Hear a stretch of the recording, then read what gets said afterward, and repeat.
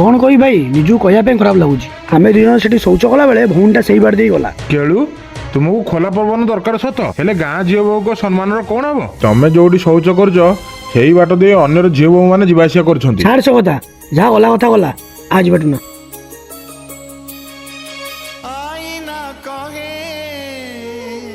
तू ना गोटे कौन पशुला आसिक देख टिके अरे केलु भाई कौन है अरे अजय आसलो आसलो आसलो अरे कौन है केलू केलू केलू अरे एत बड़ काचटा धरिलु ताको ऊपर नहीं जा